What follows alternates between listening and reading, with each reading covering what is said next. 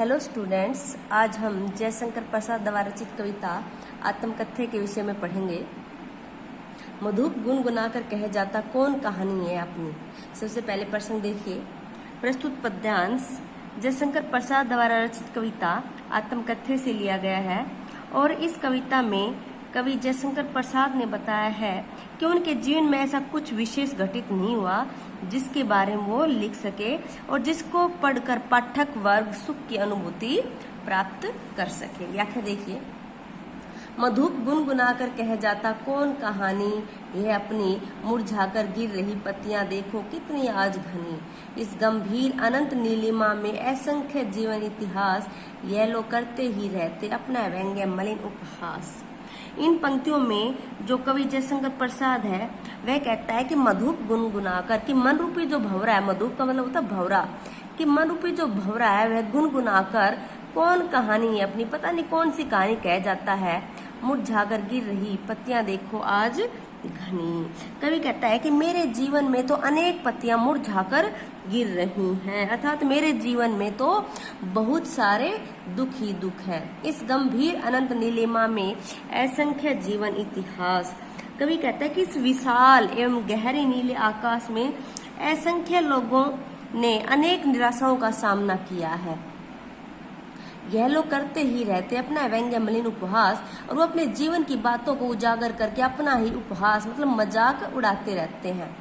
तब भी कहते हो कहो कह डालू दुर्बलता अपनी, तब भी अगर तुम कहते हो कि मैं अपने जीवन की दुर्बलता कमजोरियों को लिख डालू, अपनी बीती बातों को बता दूं, तुम सुनकर सुख पाओगे।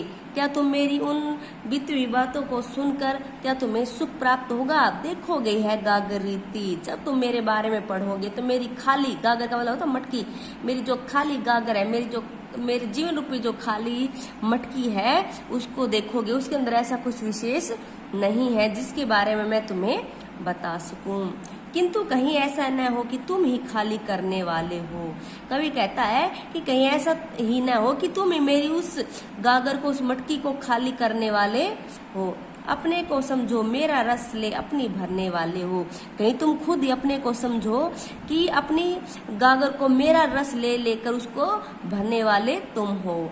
यह विडंबना अरी सरलते तेरी हंसी उड़ाऊं मैं, कि यह तो एक विडंबना ही है कि मैं तेरी हंसी उड़ाऊं। मैं नहीं चाहता कि मैं अपने जीवन की उन निराशाओं के बारे में लोगों को बताऊं और लोग मेरी हंसी उड़ाएं। भूले अपनी प्रवचना औरों की दिखलाऊं मैं अपनी बीती बातों को भूलकर दूसरों के दिखलाना नहीं चाहता। उज्जवल गाथा कैसे गाऊं मधुर चांदनी रातों की। कवि कहता है कि मेरे जीवन में मेरी जो चांदनी रातें हुई हैं, अर्थात मेरे जीवन में कुछ अच्छी बातें हुई हैं, उन मधुर चांदनी रातों की गाथा मैं किसी को सुनाना नहीं चाहता। कैसे बताऊं मैं उन बातों को? अरे खिलखिलाकर हंसते होने वाली उन बातों को। मेरे जीवन में जो कुछ बातें जो इतनी अच्छी हुई है, मेरे जीवन को जो हर्षित करने वाली है, उन बातों को मैं दूसरों को बताना नहीं चाहता। मिला कहाँ वह सुख जिसका मैं सपन देखकर जाग गया। कवि कहता है कि मुझे तो सुख सपने में भी नहीं मिला। सपन में मैंने जिस सुख को देखा था आलिंगन में, वो मेरी बाहों में आते आते मुस्कुराकर जो भाग गया, मुस्कुराकर भाग गया। अर्थात कवि ने कभी सपने में भी सुख को नहीं देखा। नेक्स्ट देखिए।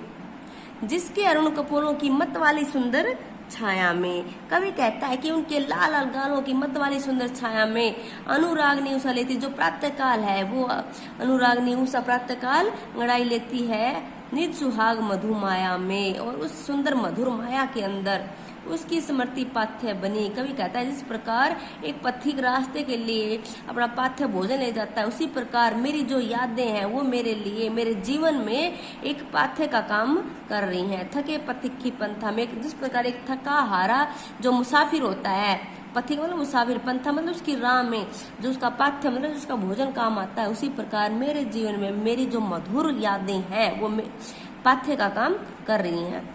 सीवन को उधेड़ कर देखोगे क्यों मेरी कंथा को। कवि कहता है कि कंथा मतलब होती गुदड़ी, अगर तुम मेरी अंतर मन रूपी गुदड़ी को अगर उधेड़ कर देखोगे, छोटे से जीवन की कैसे बड़ी कथाएं आज कहूँ कि मेरा जो जीवन है वो तो बहुत ही छोटा सा रहा है।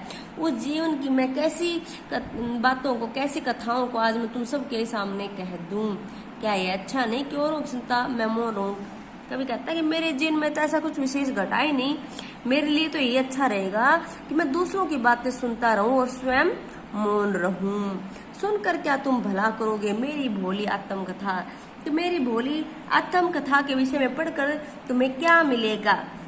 अभी समय भी नहीं है, थकी सोई मेरी मौन व्यथा। और अभी मेरे जो अंतर्मन की जो बातें हैं, जो भी घटनाएं घटी हैं मेरे जीवन में, उनका भी समय भी नहीं आया है कि मैं उनके बारे में बता सकूं। क्योंकि थकी सोई मेरी मौन व्यथा, क्योंकि मेरी जो मौन व्यथा है, मेरी जो चुप्पी है, अभी वो थकी हुई है और सोई हुई है। इसलिए मैं अपने जीवन की उन घटनाओं को नहीं उजागर करना चाहता।